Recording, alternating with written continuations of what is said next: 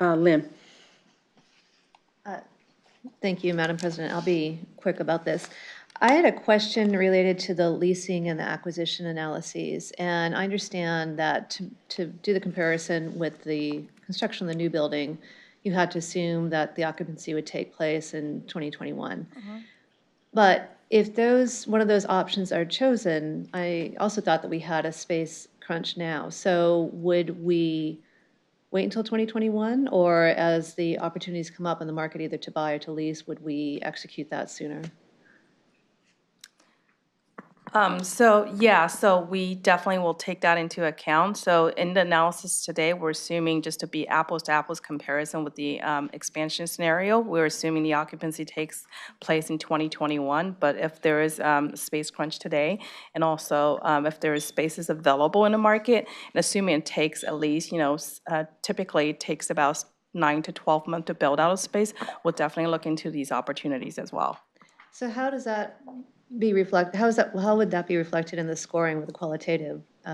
Because that does provide more flexibility. It's potentially a lot faster than building. In terms of a timing perspective. Yes. In the scoring.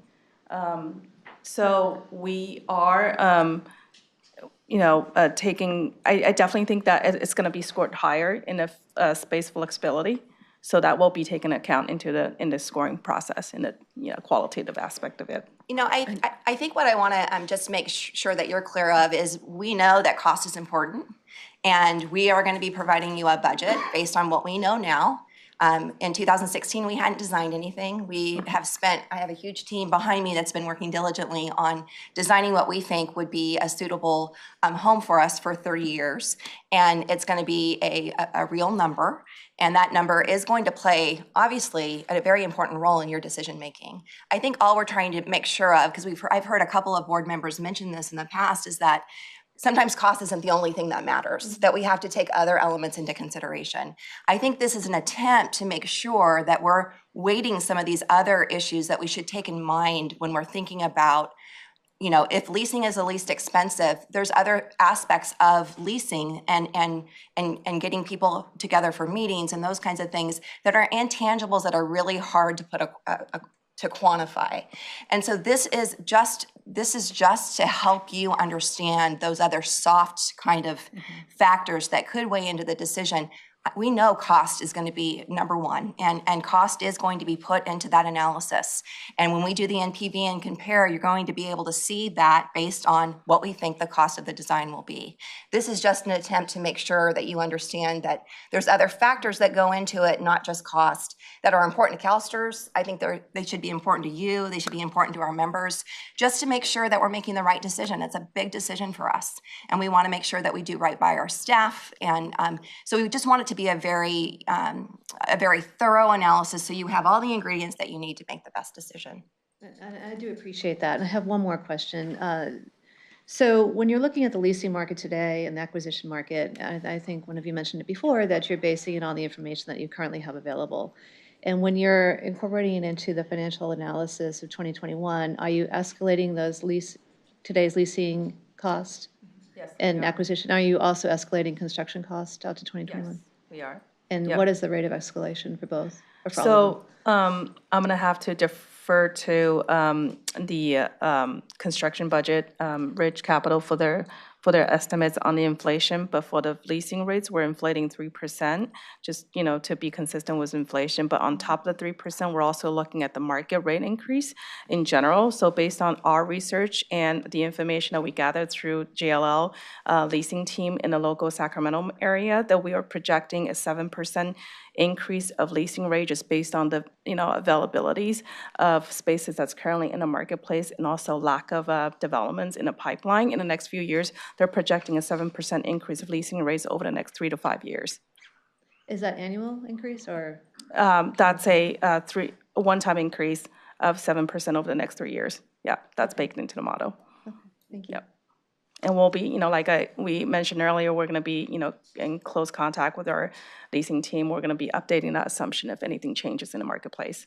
And what about the acquisition escalation? Are you? Yes, we're using the same increase as well. We're looking at what's currently from a sales comps, and that's currently in the marketplace. We're also inflating that in the analysis. Yep. All right, thank you. Anything further, Lynn? No, that's all. Harry? Appreciate your last comment. Thanks, Madam Chair. Appreciate your last comments, Lisa. And I appreciate Paul's line of questions around cost. The slide on 22 is helpful to me because it does put those intangibles, it puts a name on them, it labels them. So that provides me some context. When, cost obviously matters, right? But in my individual life, I don't always necessarily look for the cheapest product, right? I'm willing to pay up for, whatever it is, or not, right? I want to have some, so the trade-offs is trying to understand the trade-offs of it. But it's not my individual life. This is where elected officials in a hyper-political world with a lot of moving parts and, sometimes dots not connecting, but people connecting dots, talking about teachers working in classrooms and you're building new buildings. One doesn't have to do with the other, but it's perceived to be. We're a government agency, taxpayer dollars, et cetera. So how do you do this planning and make these decisions, weighing all of the evidence and the facts before us? So I think, like, for me, one of the big questions is, can we achieve all of the goals of the new building, a new campus, without the risk associated with going forth with a new building? And I don't know the answer to that yet. So I think what will help me make that decision is ultimately, what's the cost? Right. How much is it going to cost? What do we get in exchange for that? And what are the risks associated with it? So you talked about the SWOT analysis and the budgetary numbers. When do we see those? September. September. Thank you. You'll actually see them sooner because, well, that's the last part of my presentation, so we'll talk about it later, but you're probably going to see them sooner. So. Thanks. Jacqueline? I just had a comment, and I appreciate the discussion and appreciate everybody looking into this in a very complex way and trying to weigh some of those intangibles, because that it is important, right? It isn't just going to be apples to apples with a lease. Understanding all of that, I would really want in September to come away with a sense that what the fiscal analysis was of what are the actual needs. What are the needs of this organization, and what is the most cost-effective way to achieve those needs? Because I do want to pay attention to our members, and I do want to be responsive to kind of just being fiscally prudent about this. And so I want to feel like when I read that analysis that I understand that there's an operational need for everything that we put in, including the qualitative pieces. Because at least as I read it, the qualitative pieces are also, how do we recruit and retain employees? That there is really a business need to some of these things. But I would like to walk away from that presentation and before we, take up this action as a board, feeling like we went in trying to protect as much money and to essentially do this efficiently and to do this right. That we didn't go in saying, wouldn't it be great if we had this? And maybe, we can score it so that I want to feel like everything was looked at and that the word need really meant need. So that's my feedback. That's good. Yep. Karen? I appreciate all the previous comments and especially Jacqueline, because whenever I buy things, my friends will always say, do you need it or do you just want it? And there's a big difference because, I know that the most important thing for me as a fiduciary is to think about our members. And, we have the retirees, plus we have the actives. And one of my questions goes back to your slide number 7, I believe, when you talk about the overall approach and data discovery. And then what kind of made my ears perk up is when you said you had stakeholder interviews. And to me, that's really important because it's the optics that I'm kind of concerned about too, is like a lot of my friends are saying, wow, that CalSTARS building is so nice and so beautiful and so modern, and they get so much space. And then we struggle to get desks that are the same size in our classrooms, things like that. So what kinds of interviews with stakeholders have you done so far, and what do you anticipate in the future? So at this point, we've concluded the stakeholder interviews, and I think I conducted 5. One of the sessions was with a few people in one. And the interviews ranged from, people in the investment arm to different areas of the organization. I interviewed with Jack as well. And the idea was to get a sense of what was going on within each business function, each level of the organization, and the conversations, when I conducted them, were held anonymously, so it wasn't as if the people that I was interviewing knew that their comments would go straight to Lisa or put in the final package, as it were. So I was able to get a lot of candor from everyone I spoke to. We talked about so many things, to your point. What is the perception of the building to the general public, to the members and beneficiaries, what they hear in their conversations day to day, what Dave in accounting thought about the fact he was put into a cube from his previous office, those kinds of things. So very, very tangible takeaways that for us, what they educated is coming up with these pieces, these categories in each bucket, what we were prioritizing in the qualitative analysis and what pieces we would really dig into. When we do these stakeholder, this is a typical process for us in consulting, where every exercise that we do like this involves a stakeholder interview process. And so we have a great familiarity with the questions that were being asked, how to elicit the kind of information that we need to educate this. So to your point about what you need versus what you want, when we think about what CalSTRS actually needs in their facility, do they need a fitness center? Well, if you're leasing a building, is that really on your checklist? Because that's an added cost. If you lease a space that has access to a gym within the building, you're paying an extra fee for that gym. But maybe there's a gym across the street that your employees can have a discount at or something like that. So we're really digging in to, even when we think about the qualitative aspect, we are thinking with a financial mind as well. And I do want to emphasize that there's so many activities here for this analysis overall that are being conducted in parallel, whether that's looking at the financials, the architecture, and our analysis, everything's being done in parallel. And ultimately, when we make our recommendation at the end, that's going to be, considered along with, the architectural plan, the construction budget, all of these factors. So we're trying to be very holistic in our approach. Okay, so then when you identify stakeholders, it's stakeholders of the people in this building. Within CalSTRS, within the organization. And then so that's separate from what Lisa's doing on the outside of our state members, those kinds of stakeholders. Okay, so that's that part of it. So when you talk about stakeholders, it's only people in this building. Yeah, we were looking at operational needs. Okay. Just to note, Sharon was also interviewed, Okay. so we did bring in a board member for. Okay. Yeah. Okay. But Garen, we have voluminous meetings with Grant and Diane and Lisa with all the various External. organizations. Okay. But that's our job to do that. Yeah. Great, thank you. All right. Lisa, back to you. Okay, well, I think we're ready now to pass it off to ZGF so you can get a peek of all the design work that's been done so far for the expansion alternative. So while the technology team You'll have to be a little. works on bringing up our show here. Thank you.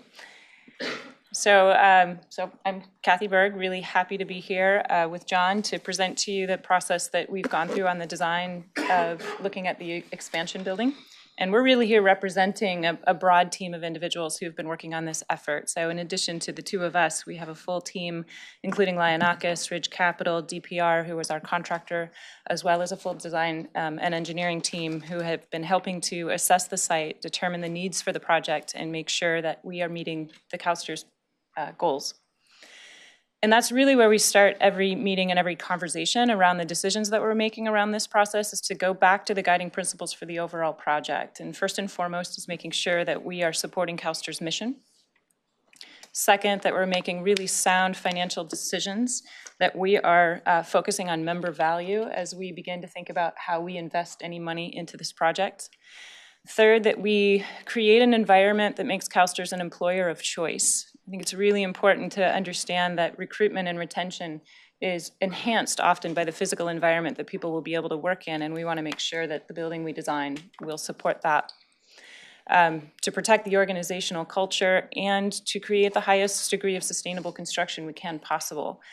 This to me is particularly important because unlike some other financial expenditures, when you build a building, you build an asset. You create value out of that asset, and the more sustainable it can be, the longer term quality of that asset, because you have less operational expenses moving forward. So another piece that we're continually talking about as a team.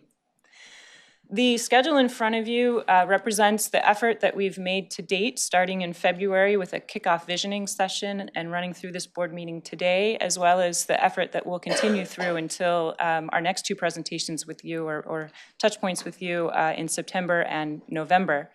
So we've worked through a conceptual design phase that involved frequent meetings, a series of major on-site meetings with the entire design team where we took advantage of walking the existing building and exploring and understand better what CalSTRS needs were to develop the program, and a continual JC cost control. So we have worked very closely with the general contractor to make sure that as we look at various options, we're pricing and evaluating those for both initial and long-term cost implications. So that's been an ongoing process. What you will see today in terms of the development will reflect where we are. As we move into the design development phase, we will move from programming and massing exploration into more detailed building layouts, systems integration, and really the building will start to take on more shape and form as we move towards November. Again, each step of the way, we are focusing on that cost control and making sure that the decisions we're making are appropriate. There is a series of design considerations that we're taking for this project. There's many that we've talked about already this morning. But first and foremost is really the existing CalSTRS building. It has an image and identity for the city, and it has a quality level that we think is quite nice and appropriate, and we want to make sure that any expansion respects and maintains that quality level. In addition, we want to make sure that we're focusing on the specific ways that CalSTRS can support recruitment and retention. So that involves not only creating environments that support good community and amenity spaces, but also support a variety of work styles and make people really want to be here. Part of that is innovation and collaboration. One of the great things about an expansion is that not only can we create good innovation and collaboration spaces within the expansion, but we can create a campus environment that allows people working here in this building to have an easy connection and over to the new space. The one thing we talked about a bit this morning, and I really appreciate the questions that were raised around flexibility, is this is something that we have to keep an eye on. And there are certain things that we can probably predict. There are other things that we need to be prepared for that we may not have certainty on. So looking at mechanical systems, for instance, that allow for change over time is something that we've focused on. So for instance, there's a raised access floor that serves the upper levels of the tower in this building. It's actually a great system. It provides a lot of ability to change and move walls over time. It also is a high-performing system. So that type of selection and carrying those ideas forward into the new building are some of the ways that we're making decisions that we hope will support long-term flexibility. And this is probably one of the fastest growing trends, which is the notion of wellness. It's an understanding that not only do we need high performance buildings, but high performance buildings are buildings that help people perform well too. And that goes far beyond just giving them a gym to work out in. It actually begins to think about the ergonomics of the environment that you work in, the materials that we use, and how we bring daylight and view into buildings to help people be more productive. There's a lot of fantastic research in this area that shows the more we can focus on health and connectivity to natural materials, that we actually can reduce stress and increase productivity and increase people's ability to be comfortable in a space. One of the ways that we will look at doing that is actually bringing nature into the space. This site is particularly well suited for it with its location next to the river walk, But there are other ways that we can introduce sights and sounds and colors and textures that will help people feel at home and feel comfortable and really want to be here. So as we step specifically into looking at this particular site, I'm sure most of you are familiar with these views of the building. The site we're looking at is the rhombus-shaped parking lot that most of you probably passed on the way in this morning. And it's a little less than a third of the overall site area, so smaller than the footprint of the existing building. And there's a couple of requirements that come along with the development agreement for this particular property. One of those is to provide active uses at the ground level facing 3rd Street. So really, the character of 3rd Street today will likely be very different in the future. There's development that's happening to the south and could continue north. So being mindful that we want to make sure that there's a very pleasant and welcoming front door for CalSTRS. Similarly, we want to maintain the clarity of the drop-off and the member services access for CalSTRS. So on Waterfront Place, we would maintain the drop-off as it is, but we do need to acknowledge that with an expansion, we'll need an additional lobby and entry to the building. And on East Street, there is loading access there now. It is the one most logical location for any additional loading and service access that we would need for the building, but we also need to be mindful of maintaining the riverfront access on both E and Waterfront. So as we walk around the building, a few things that are successful now that we want to continue. As we mentioned, that main entry area with the community garden, it's lively and active and beautiful.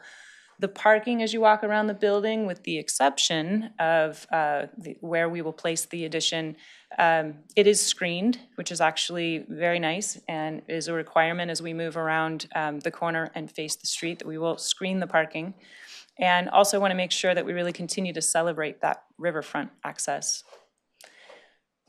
One other requirement is from the city on 3rd Street. As we look at putting a tall building on 3rd Street, there is a step back requirement. So the first 5 floors of what will be parking levels can be at the property line, but as we move above that, the building will set back 20 feet. So you'll see that in all of the options that we took a look at. So here's a quick walk through the analysis that we've done. As I mentioned, this is just conceptual design, so things are subject to change. But zooming in on the particular site, as we said, we started by really understanding what we can leverage from the existing building. And what we know we need to do on this ground floor level is to make sure that we have an active environment. So when we peel away the CalSTRS current ground floor, what you'll see is we have about a 15-foot difference between the current lobby entry and where you would enter the building on 3rd Street. So we're going to create a connection between that existing lobby down to a new entry lobby that would face Waterfront Plaza. And on 3rd Street, to meet the development agreement requirement, we would have an additional cafe, similar to the one that's on the waterfront, but sized to serve the new population that would face 3rd, as well as a childcare facility that would serve about 60 kids. As we step up to the building then, you can see there is parking tucked in behind, well screened at this ground level. And we'll add 2 additional parking entries so that the building is well served and we can move people in and out of the parking space. And one of the questions that was asked earlier is how do we think about parking? One of the things in this particular site, we wanted to take advantage of the 5-story parking garage and the ramps that were in place and not have to build new ramps so that we could be as efficient as possible with the parking we're creating. So what you see here is that we're extending the parking lot, taking advantage of the ramps that are there. And this also provides easier wayfinding for employees and members when they're coming in. They have a larger selection of parking to choose from. On top of that, we could begin to look at a number of different options for the building. And this was the first one we took a look at. It was the most similar to the current tower. It's a little bit shorter. It's 8 floors on top of the parking instead of 13. And it works well in a couple of ways. It provides the opportunity for a bridge connection. You can see there with the white arrow between the 2 towers, which would be inside the secure zone. And it does have some views, but the predominant view is really looking back towards the main tower. And it also creates kind of a just slightly smaller version of the CalSTRS tower, which is so iconic. We weren't quite sure whether or not that was going to be kind of hang together well. So we decided to take another look at what would happen if we turned the building and moved it towards the north corner. And there's some good features about this. One, it provides some great views, and it also provides us a lot more area to put solar panels on the roof, which helps us meet the California requirement for providing a net zero building. But it does increase the connection between the two buildings, and it makes the lobby connection at the grade level a little bit more difficult. So we took one more pass at it, and we said, well, what happens if we try to maintain the lobby connection? We try to shorten the connection back to the building again, and we actually lower the building so it begins to step down towards West Sacramento. And we really liked this for a whole number of reasons. One, it provides a larger floor plate, which is really good for CalSTR's business units. As the business units grow, they have more people in them and they need to be more connected, and a 5-story floor plate means you have better opportunity to get the adjacencies between units that you need. It also stays below a code limit that would trigger a lot of cost. So this really helps us reduce the upfront capital cost in a number of areas, particularly elevators and space required once you move to a high-rise tower. The other benefit of this bridge connection between the two buildings, as we mentioned, is really a way to give CalSTRs that immediate adjacency between the two buildings. So instead of having to go all the way down to the ground level, outside security, back through another lobby and up elevators to a new security, this would allow people to come down to one of the lower levels of the tower, cross over to the new building, and then a 5-floor building is much more likely that you can get people using stairs between floors, which is both a wellness benefit, an energy benefit, and a communication and interaction benefit. So when you look at how those two floors might connect, the white paths here show the corridor circulation, so you can see how the elevator cores and stair cores would be connected between the buildings. And some of those areas could be highly filled with high collaboration spaces. And as we pop those 5 floors up, you can see those light blue bars would be collaboration conference rooms similar to what you see on the right, that we begin to subdivide the larger floor plates into neighborhoods. And the final step, one of the most important things in a building floor plate of this size, is we do need to make sure that we get natural daylight into the building. And so one of the ways we would do that is to cut an atrium in the center of the building, as well as a couple of courtyards. And the benefit here, we get outdoor workspace potential that would still be inside the secure zone. We start to bring in the natural materials.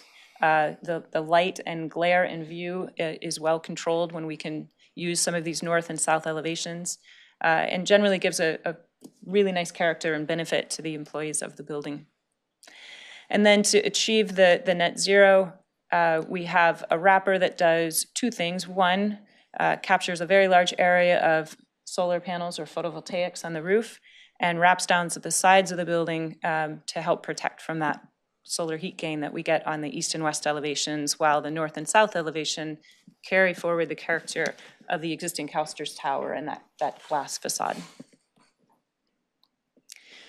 And as we begin to develop over the next few weeks, develop the interior layout, some of the concepts that we're thinking about is really how do we tie back to the California landscape and the different regions where schools are located, thinking about maybe each of these floors represents a different climatic region in California and begins to connect to the teachers and the communities that the CalSTR's program is supporting. And also thinking about how vertical landscapes may connect in the atriums and in the courtyards to help connect between the floors and encourage even more communication amongst the employees. We wanted to share some initial thoughts about development of architecture on this site. I think this building's been very, very successful, both functionally and symbolically. It's really visible within the greater Sacramento community and the state, but I think most importantly, it has kind of an iconic image for CalSTR's members and stakeholders. So we wanted to be very respectful of that. I wanted to show this slide because I've been really intrigued as the sun comes around this building, how kind of its view and its materials and colors change. It's really exciting, and I want to explain a little bit more about material selection a few slides later. But basically, there are three components to this palette. There's the blue glass that's so visible on the outside of the building. There's the metal panel that composes a portion of the north elevation, again, with the blue glass. And then at the base, where you can get up closer to it and kind of touch and feel the material, there's the beige porcelain tile, which I think works really well. So our charge for this project was to create an integrated campus and building expansion. We came up with kind of 6 design issues that we've been looking at as we've progressed through the design, and I wanted to share those with you. The first one is that we really want to be complementary and not compete with the existing building. And as Kathy mentioned, the existing tower on the right, this building is 13 stories above a podium of parking. And with the lower building, larger floor plates, we were able to do 5 stories. So there's a little bit more difference in the massing of the building, which I think really helps Phase 1, this building, the very iconic image, hold its place in the city. So we thought that was important. The second thing is, I think roof slope really dramatizes the form of this building. It slopes from west to east almost 38 feet, and it may not be something you'd realize unless you saw the drawings as we've gone over. But I think it really emphasizes the form of the building. And then for the expansion on the left, I think it's possible to employ the same kind of strategy, but there's a really interesting use for that, and that is for the PVs, that we get a better inclination and orientation for those to the sun, which is a really cool idea to think about. So here's that 30-foot or 38-foot increase in slope from west to east on the existing building. The curve's really dramatic, but that slope really helps to emphasize that.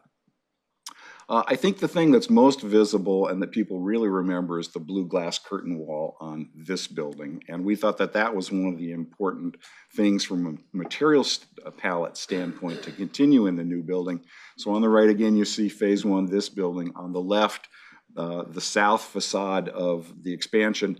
And then there is the link right in the center, bridge link from levels 03 and 04 in Phase 1. And again, the massing, I think, is really good in this building. The entrance is very well highlighted at the turnaround, and I think the detailing of the building and kind of the richness of the facade is quite good and something we'll want to expand on. I think the base is really important. Again, the porcelain tile is a primary feature, so we've looked at the proportions and materials and detailing of that. I think it helps bring the scale of the building down at the sidewalk level. I think that'll really help along Third to employ some of those same kind of tactics.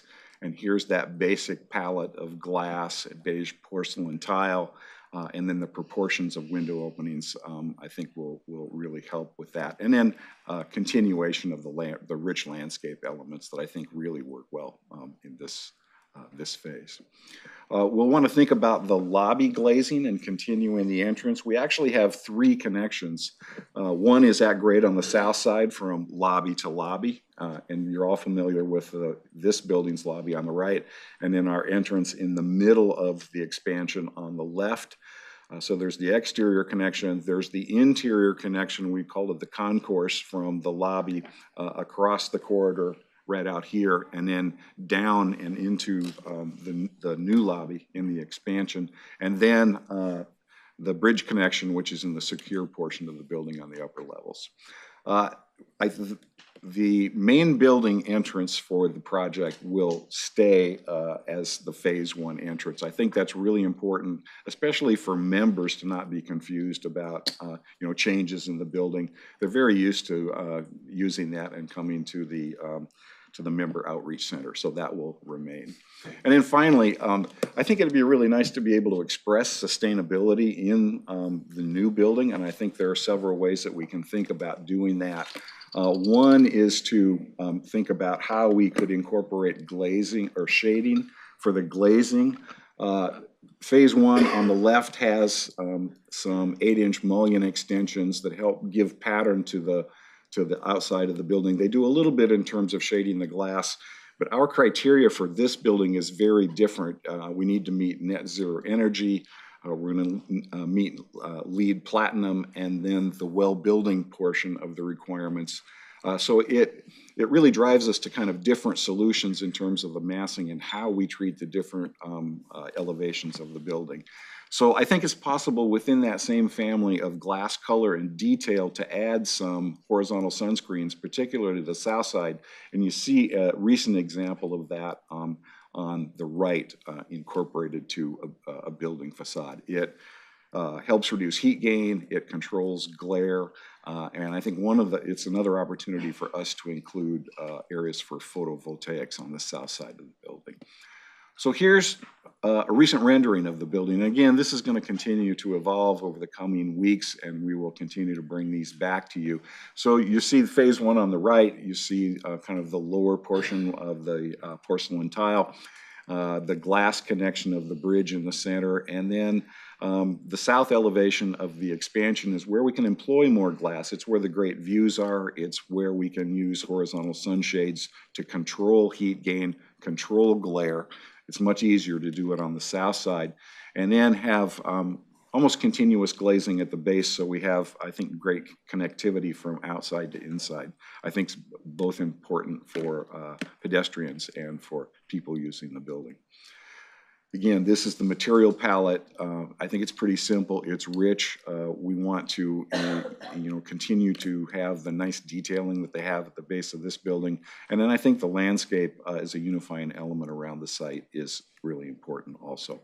So as we turn the corner, this is the west elevation. As I mentioned, the criteria changes for this building for net zero energy, and we have to be careful about how much glass we have total and then how much we have on different exposures.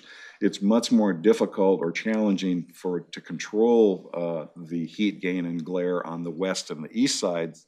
So here on the west, we've kind of employed a different strategy, and that is to use, instead of continuous curtain wall glazing, to have more vertical punched windows, so we can be more deliberate about where we're bringing light into the building, but still target it to those functional areas that need it the most.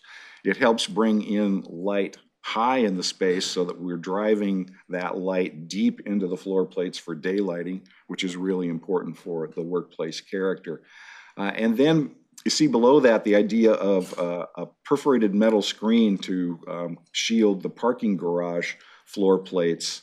And this is kind of a change from the porcelain tile idea of phase one, but I think in terms of color and texture can tie all that together. And in here you see again the idea of very transparent, very visually connected ground floor glazing. And this is our exterior play area for the childcare right on the corner.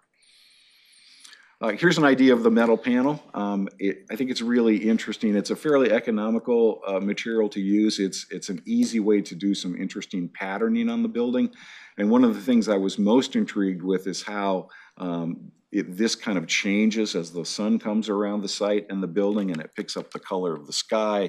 It reflects the things around it, and I think it could be very dramatic and could help with that patterning of that facade to give it interest and scale. This is the northwest corner as we transition around to the existing building. And you see again this perforated skin of the parking garage continuing around the building. We need a kind of an opening of about percentage of 50% for this garage skin so that the garage can be naturally ventilated. That's really important to avoid that the cost of the mechanical systems. And then you see kind of the upper area, some views to the north, and then another place where we can take advantage of more glazing. And then here are some examples of how that the perforated panel might look on the parking garage. There's some really neat new techniques in terms of using computer images in the perforation process to actually embed images in the perforation so that they can have more texture, more movement, and they can actually have kind of photorealism if that was the way that we decided to move. The site's really important too. We've had a couple really successful meetings with the city to get opinions from planning. They are really interested in the connections from the west to the riverfront. Those are very important. The plan is to extend and keep the walkway that we have out on the south. We'll probably have to enhance a little bit of that landscaping, deal with some grades in front of the new building. And then I'll show you some details or some first ideas about how to enhance those pedestrian ways on 3rd, and then also to the north, that connection is important. So that's been really great input from them so far. So here's a view looking towards the east on this main walkway to the south.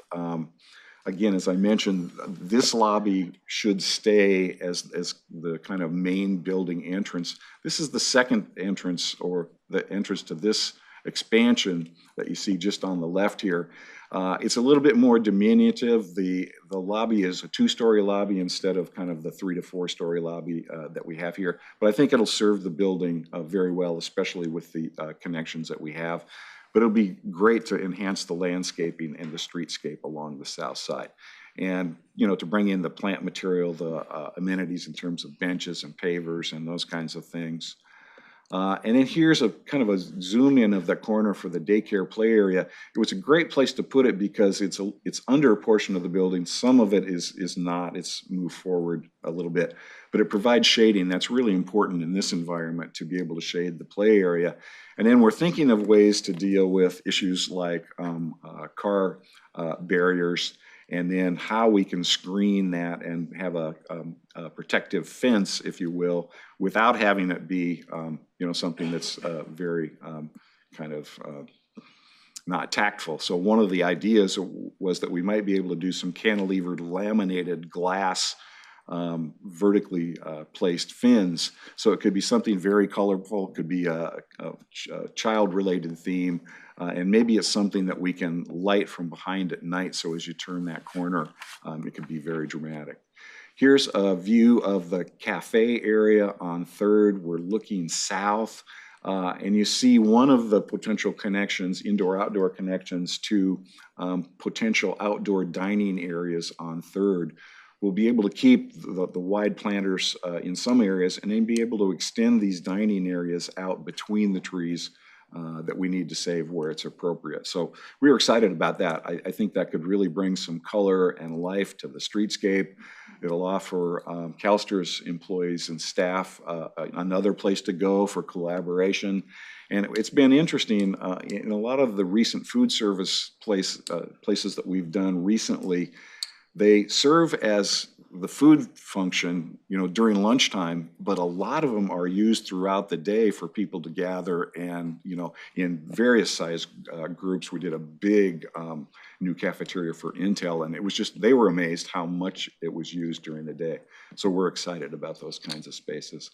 And then here is the final view of the northwest corner. This could be the kind of public entrance from the neighborhood. We wanted to bring the scale of the building down a little bit more. So we're looking through a very transparent wall into the cafe area. Potentially, this is a little coffee shop inside. So we're trying to make some of the smaller gestures that bring the scale back down to the neighborhood and really make those connections. And again, the kind of color and texture and movement throughout the street could be really exciting. So that's our progress to date. As I said, we're going to be having a lot of development in the next couple of months, and we look forward to bringing that back to update you soon. And I just have 2 last final slides, and then we can answer questions if that's okay. What did I do?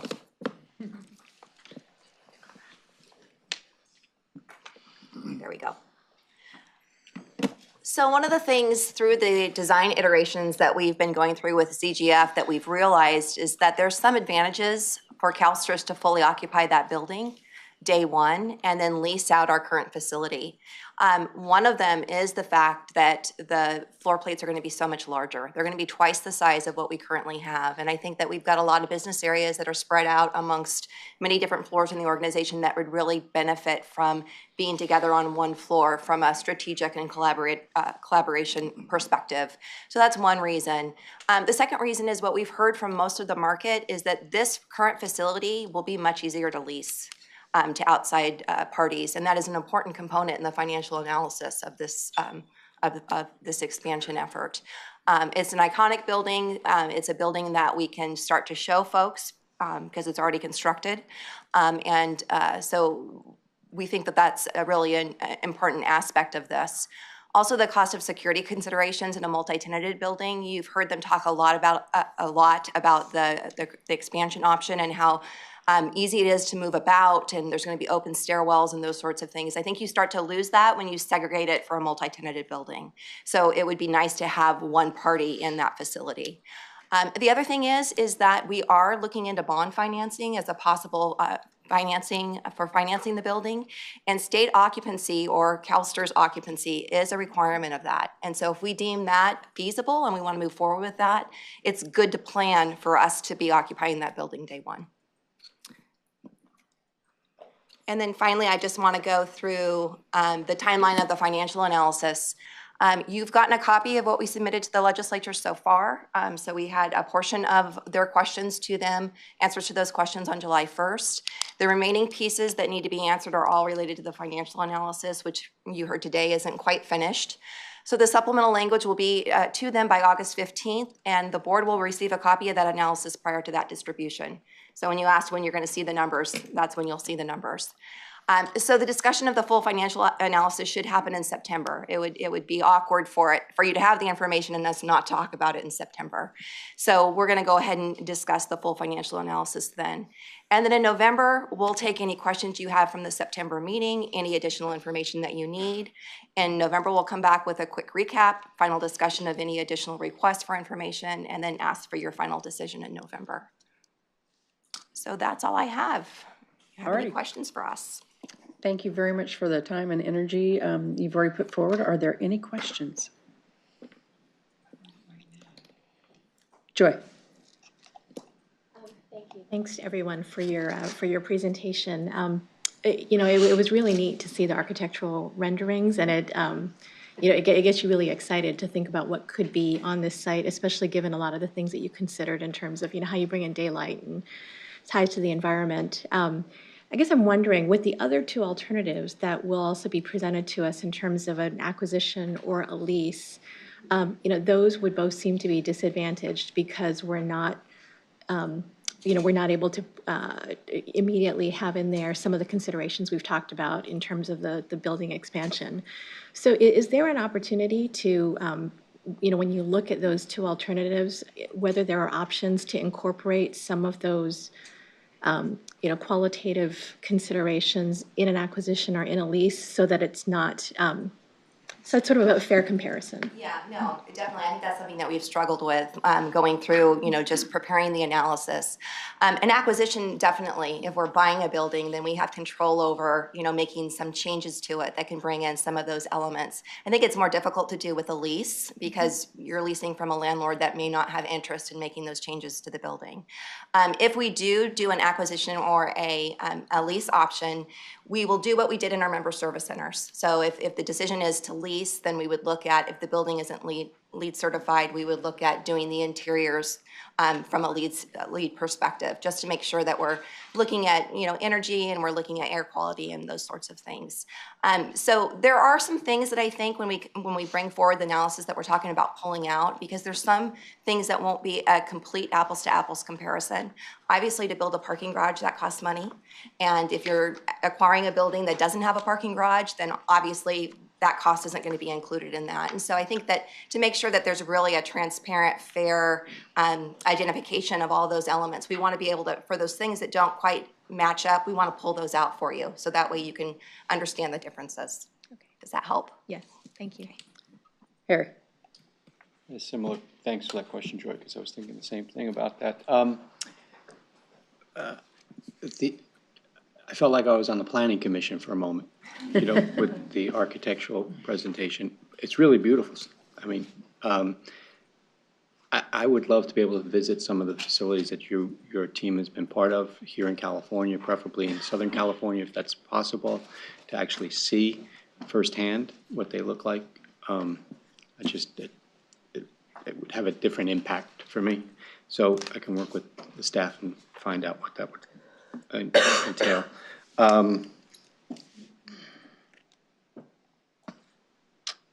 So when the analysis, the financial analysis is presented to us along with what Joy was speaking about, I think it would be helpful for me at least to have, that seemed pretty aspirational. And if cost wasn't an issue, let's do it, right? But cost is an issue. That's the reality in the world we live in. So it would be, for me, helpful to have like this is aspirational, right? Here's acceptable. Here's you're really kind of compromising the vision of what you want to be, and look at numbers that way as well. In my limited knowledge about the environmental trends and benefits of LEED certified, et cetera, often presentations talk about the initial cost of some of these efforts versus the long-term savings.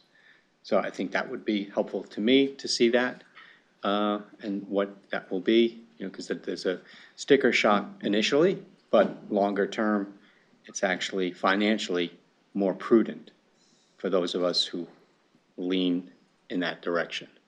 And I love the rendition of bringing the air, the light, the water, and I think there is evidence now that talks about the impact that light has on brain chemistry. And if we want people functioning at their highest possible level, and we're a people business, and we from my perspective, I'm pleased to see that we're taking that into consideration. This is probably too much into becoming like a planning commissioner, but I like the term campus. Maybe it's the educator in me, but I think university. So then I therefore think, we travel to a lot of places all across the world to interact with people in similar roles so that we can grow and expand and understand our mission and be more effective. It would be nice if we had a place here that could accommodate 100 to 150 people, and we ran an annual event and actually became a destination where trustees, executives, investors, stakeholders came to West Sacramento. They stayed in the hotels in Sacramento on an annual basis, and we put together our own education about what it means to be a fiduciary for 1 million teachers overseeing $220 billion, and how do you deal with that, and actually became that kind of campus and a destination. I think that would be a nice, maybe it's aspirational, but I think it has potential for me to be more convincing. I think that's it for me. I thought the presentation was helpful. I'm clear as to what the next steps are. We'll be looking at numbers, and that will be most helpful. Lynn? Thank you. I just wanted to thank you, Lisa, and your team, and consultants, architects, for all the work that you've done. I mean, drawings are beautiful, very thoughtful, and even in the discussion about the materials to use. And I think we're just very interested in looking at the quantitative and the qualitative analysis coming up in September. It's a big decision. And I think, as a lot of our colleagues have spoken about today too, that just want to make sure that we're using member resources in the best, most prudent way possible. But thank you for all the hard work. Sharon? Yeah, I was curious too about the zero net energy piece, and I know that Governor Brown has, put forth this initiative, and I think it's about new construction and 2030 and like 50% of current. And I just wondered, in the research you're doing with the lease and acquisition piece, and you don't have to do this now necessarily, but I'd be curious what's happening in the greater Sacramento area with that initiative. Is that spurring on changes to current buildings to get them to the standard? Or is it kind of like our students starting a paper, at the 11th hour the night before kind of thing? So I'd be curious about that, because obviously that would, I think, impact the kinds of buildings we would be looking at if we were to lease or to acquire. So I'd like to think about that more. And then obviously I assume that you're doing this already in the metrics, but the energy savings, the kind of the cost savings, if we do build something that's a lot more energy efficient, I assume we'll be able to see 30 years out the cost savings. I have solar now, and I really appreciate that in my bills at home personally. So I think that I assume we'll have metrics around energy savings, because I think that's a huge cost in a building. Certainly a big bill at our building at LA City College, so. Yeah, definitely, that is something that we're already looking into, of ways to pull out things that have an ROI, have a realized and have a proven ROI. We definitely want to make sure that you understand what those concepts are, because they do have an upfront cost, but, over 30 years, they do save the organization money, so. Yeah, I think that's the benefit of doing this really long-term look at the time frame of our analysis. I have another client right now that I'm working with who asked for 5-year analysis. And, we implored to them, let's take this out longer so that you can actually see the benefits you're realizing for the investments that you're making in all of these scenarios, whether you're expanding your campus, whether you're buying or leasing, there's going to be heavy CapEx at the outset that is going to have a lot of sticker shock no matter which route you go. But yeah, it's imperative to see that long-term realization of benefit and ROI. Going back to your first question about, the adoption of net zero, LEED, well-build, et cetera, the way, especially in the Sacramento market, the stock here is pretty old. The last That's the impression I have, just kind the of last looking new, around. yeah, the last new build was, I believe, in '08. And, the issue there is what can the buildings here accommodate in terms of these changes towards LEED, net zero energy? Can they manage having solar paneling, et cetera? And these are concerns for all landlords in Sacramento for sure, especially with the heavy state presence here, who with these regulations require these things for their leases, for their acquisitions, et cetera. And I think, that's definitely one thing we're considering across the board, because even if CalSTRS leases or purchases a new asset, they will need to meet these guidelines. So that's imperative, and we need to bake that into our consideration. I think that in terms of adoption and enforcement across the market, there's a bit of, well-build, the idea of wellness and incorporating wellness into real estate. That is a relatively new phenomenon in the past couple of years. And I do a lot of work around that, actually. I sit on ULI, Urban Land Institute's Health Leadership Forum. And so we look a lot into that. And I think that even though it's newer than LEED, newer than sustainability efforts, I think it will propel forward at a faster rate just because of the personal connection with that. To Harry's point, you can see the connection with light and productivity, being able to work more successfully throughout the day when you have that connection with nature, when you're in a healthier environment. So people feel that benefit right away. Whereas things like LEED and energy sustainability, it's still a little bit more of a disconnect. And I think as wellness gains steam and that becomes more commonplace in the building, it will actually end up driving LEED as well down the road. But these are all things we're considering in each scenario that we analyze. I have to say, I had the opportunity to go to Las Vegas, to downtown, to visit Zappos like 5 years ago or something, when that was whole blowing up. And it was fascinating to kind of go there, and Zappos is just completely open. I mean, it's like, the CEO sits right next to some coder or something, and they're all just kind of in this open room with lots of foosball tables and, kind of your perception. And I thought at the time, this seems really cool, but then how do you, if you need, what is it, heads down space, which I do need to think or write or do something. And so I think we are seeing that trend sort of coming back. And I certainly, even thinking today about being in the elevators in this tower, it's very, you go up and you kind of go out, and you go in and you come out. And the idea of being able to kind of, walk upstairs and see Grant Boykin upstairs, or, be able to wave to him and say, hey, Grant, just having spaces where people naturally interact with each other, but also having space where you have head down space. It's interesting to kind of watch the trends change and the workspace change, and thinking about even what I would want in a work environment. And it seems like we're headed maybe more to do you say hybrid? a hybrid model or something? Yeah, no, that's exactly right. It is becoming hybrid, and I think we're all well connected with the trends that are happening. And the overall key for every exercise that we're doing in this is flexibility.